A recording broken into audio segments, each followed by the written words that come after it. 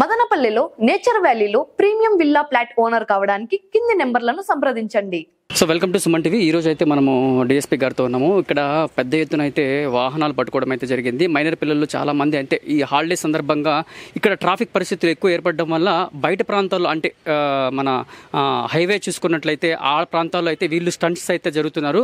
ఇలాంటి వాళ్ళపైన ప్రత్యేక దృష్టి పెట్టి అయితే వాళ్ళని పట్టుకోవడం అయితే జరిగింది. వాళ్ళ పేరెంట్స్ కూడా రప్పించడం అయితే జరిగింది. వాళ్ళకైతే ఇప్పుడు కౌన్సిల్ అయితే ఇప్పిస్తున్నారు.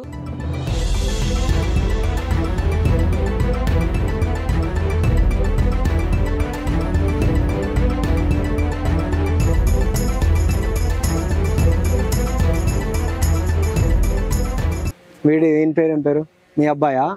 ఏందా కటింగ్, ఏందా గడ్డం, ఏంది? మీ కంట్రోల్లో ఉన్నాడు అసలు? ఆడు చాలా తేడాగా ఉన్నాడు చూస్తా ఉంటే. ఏసి 2-3 తగిలిస్తే సెట్ రైట్ అవుతాడు. ఏం చదువుతున్నావు? సిగ్గుపడుతున్నావు ఎందుకు? పెళ్లి చూపులకు వచ్చినావు ఎట్లా నవ్వుతున్నావు? అది ఫస్ట్ కటింగ్ చేయించు. ఇడు కటింగ్ చేయించే వరకు బండి ఇవ్వండి. కటింగ్ చేయించి ఆ గడ్డం క్లీన్ షేవ్తో కనపడు, అప్పుడు బండి ఇస్తారు నీకు. అర్థమైందా లేదా? ఎందుకు బండ్లు వేసుకొని తిరుగుతున్నావు? నవ్వుతాడు ఇన్నాడు. ఈ బండి సోమవారం వరకు ఇకండి. ఎవడు ఏడున్నాడు? నీ తమ్ముడు భయపడి ఊరికి వెళ్ళిపోయినాడు. ఆ బండి రావాలంటే నువ్వైతే కటింగ్ చేయించి కనపడు. ఏం చదువుతాను? ఎక్కడ? ఆ కటింగ్ చేయించి నీట్ గా క్లీన్ షేవ్తో కనపడు, అప్పుడు బండి ఇస్తారు నీకు. ఎవరైతే ఉన్నాడో ఆ పిల్లోని పిలుచుకురండి ఫస్ట్. చందు ఎవరు? యూనికార్న్ బండి. ఎక్కడ చెప్పాలి కదా. ఎక్కడున్నాడు మీ ఫాదర్? మీరా? ఎందుకు ఇచ్చారమ్మా బండి? ఇవ్వకూడదు కదా.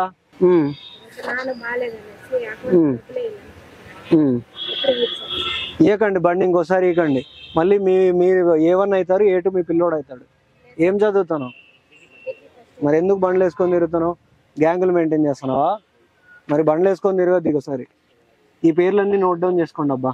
నెక్స్ట్ టైం వీళ్ళు కానీ మైనర్ డ్రైవింగ్ చేసినారంటే నేను చెప్పినట్టు స్కూల్ అయితే స్కూల్, కాలేజీలు లెటర్ పెట్టండి, టర్మినేట్ చేయండి.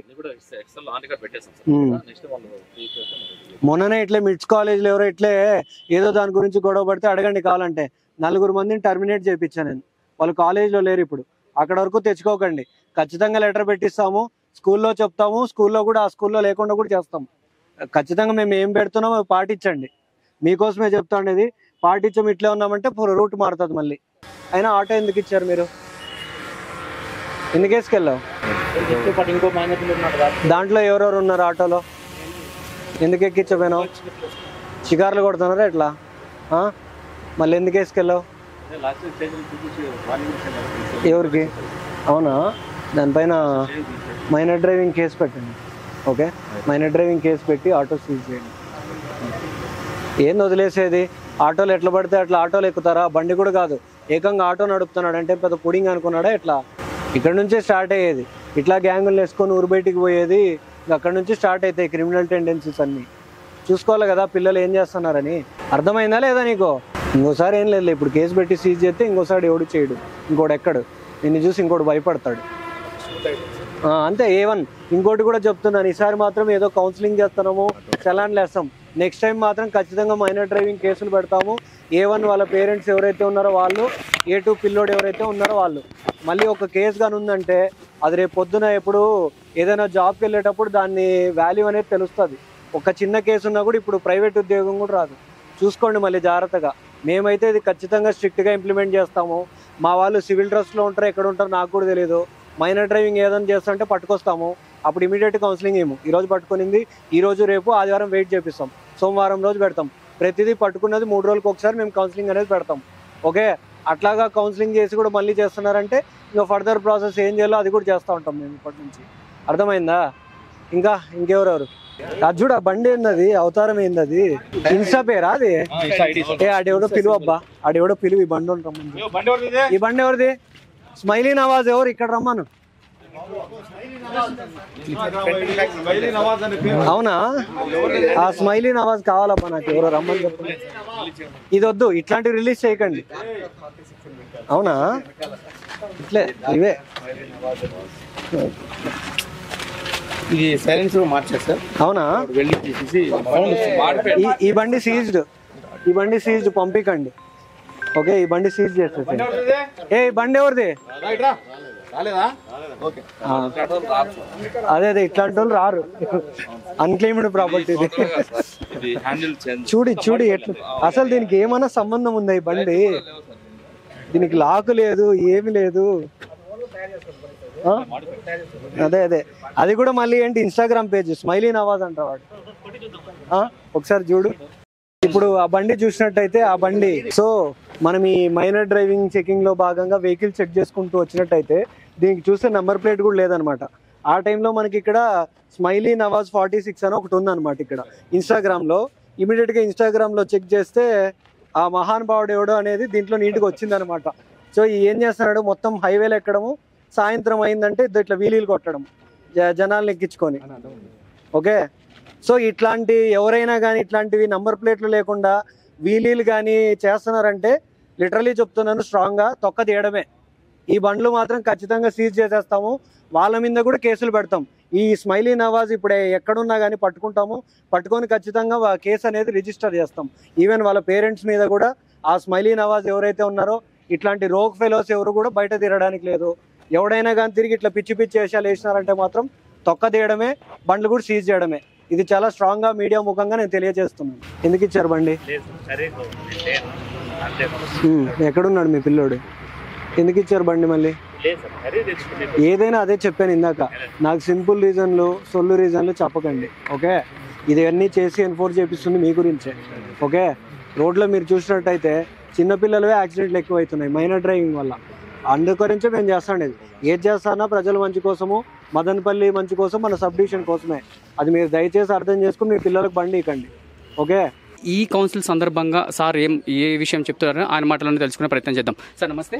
నమస్తే అండి, గుడ్ మార్నింగ్. ముఖ్యంగా చూసుకున్నట్లయితే మైనర్ పిల్లలు ఇలాంటి స్టంట్స్ చేయడం వల్ల ఎలాంటి ప్రమాదాలకు గురవుతారని మీరు భావిస్తున్నారు? ఎలాంటిది ఏముంది, సింపుల్ రోడ్ యాక్సిడెంట్లలో రోజు ఏమవుతుంది, వీలీలు చేయడము పోవడము. వెనకున్నోడు యాక్చువల్గా చూస్తే పిలియన్ రైడర్స్ ఎక్కువ మంది చనిపోతున్నారు. ఆ వీలీ చేసేవాడు బాగానే ఉంటాడు, ముందర ఉంటాడు కాబట్టి. పడిపోయే దేవుడు వీలీ చేసి వెనకున్న పిలియన్ రైడరు, లేదంటే ఆ మూడో కూర్చున్నాడు, రెండోడు కూర్చున్నాడు, ఆడు సింపుల్గా హెల్మెట్ ఉండదు, దాని మీద పడిపోతున్నారు.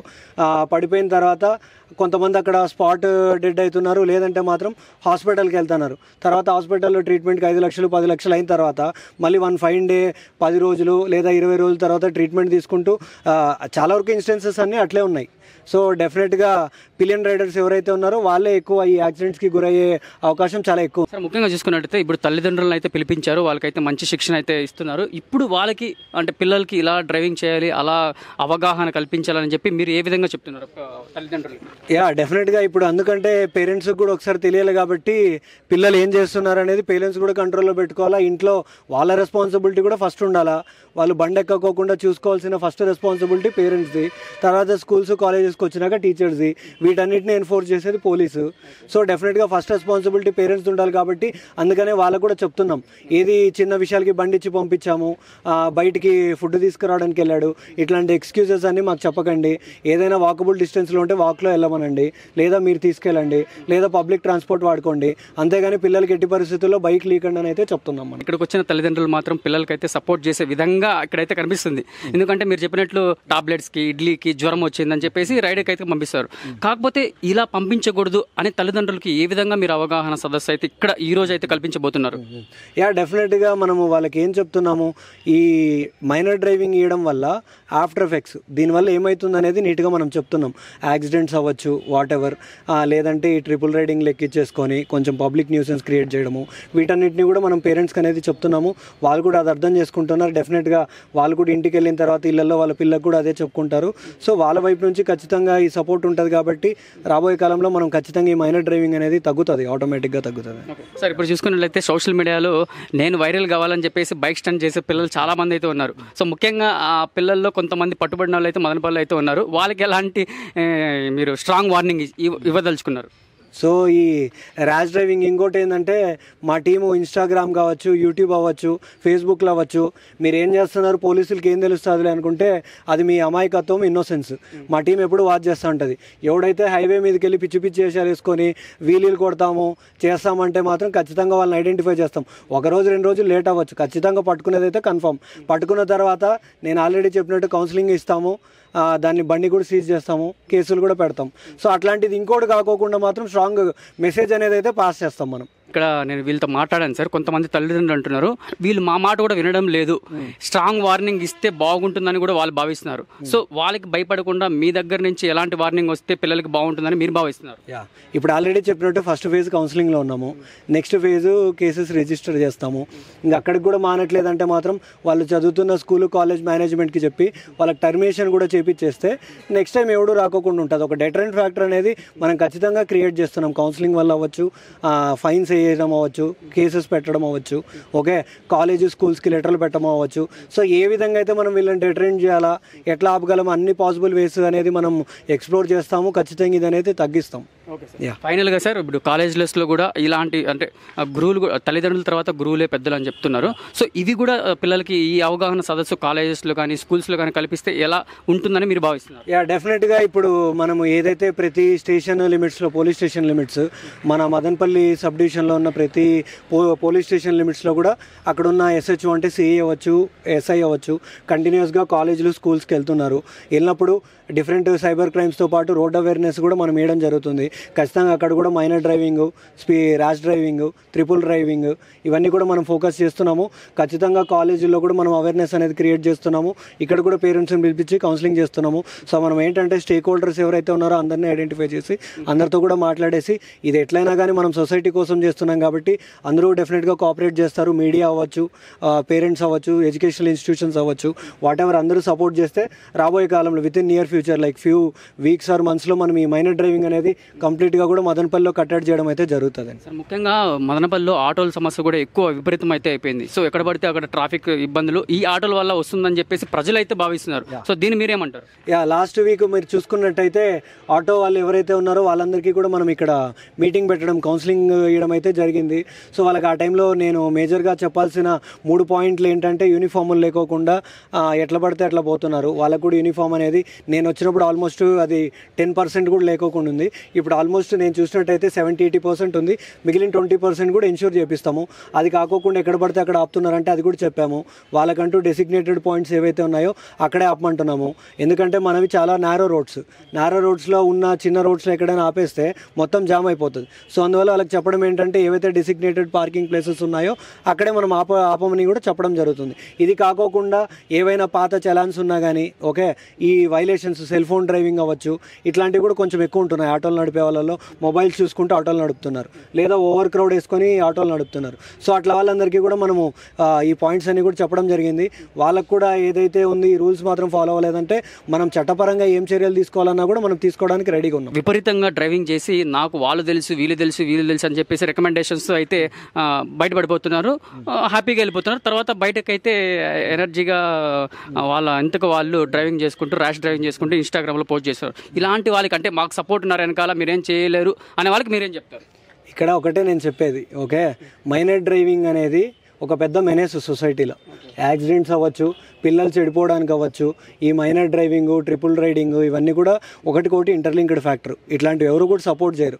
ఓకే, ఇట్లాంటివి సపోర్ట్ చేస్తున్నారంటే అవన్నీ కూడా అవాస్తవాలు. ఓకే, అట్లాంటివి ఏవి కూడా వాళ్ళు తెలుసు వీళ్ళు తెలుసు అనేటివి ఏమి ఉండవు. ఓకే, ఎవరైనా కానీ మైనర్ డ్రైవింగ్ రోడ్డు బండి ఎక్కారా పట్టుకొచ్చి లోపల పెట్టడము, 3-4 రోజుల తర్వాత కౌన్సిలింగ్ చేయడం, దాంట్లో ఎటువంటి అనుమానం కూడా లేదు. ఖచ్చితంగా ఈ విషయంలో మాత్రం మేమైతే చాలా స్ట్రింజెంట్గా ఉంటాము. డెఫినెట్గా వాళ్ళ తరపు నుంచి వాళ్ళు కూడా అలర్ట్గా ఉండాలి. అలర్ట్గా లేరు, మేము పట్టుకున్న తర్వాత మేము అది ఇది అంటే మాత్రం నెక్స్ట్ ఏం చేయాలనేది మనం చట్టపరంగా మనం చేసుకుంటూ వెళ్ళిపోతాం. ఇప్పుడు పట్టుకున్న బండ్లని మీరు ఏం చేస్తారు సార్? ఇప్పుడు పట్టుకున్న బండ్లన్నీ కూడా ఇప్పుడు కౌన్సిలింగ్ చేయడం జరిగింది. ఇంకా కొన్ని మనం చూసినట్టయితే నంబర్ ప్లేట్స్ లేవు. ఇంకా కొంతమంది ఏదో ఇన్స్టాగ్రామ్ ఐడీలు అవి ఇవి పెట్టుకున్నారు. అట్లాంటి బండ్లు అయితే మనం సీజ్ చేస్తున్నాము, రిలీజ్ చేయట్లేదు. దానికి ఎటువంటిది కూడా సైలెన్సర్లు లేవు, నంబర్ ప్లేట్లు కూడా లేవు. సో మిగిలింది ఏదైతే ఉందో రెలవెంట్ డాక్యుమెంట్లు ఉండి జెన్యూన్ రీజన్స్ ఉన్న వాళ్ళకి కూడా కౌన్సిలింగ్ ఇచ్చేయడం అయితే మనం ఇప్పటి నుంచి చేస్తున్నాము. నెక్స్ట్ టైం నుంచి కూడా ఇదే రిపీట్ అయిందంటే మాత్రం మనం డెఫినెట్గా లాఫుల్ యాక్షన్ అనేది ఉంటుందండి. Thank you sir. Thank you.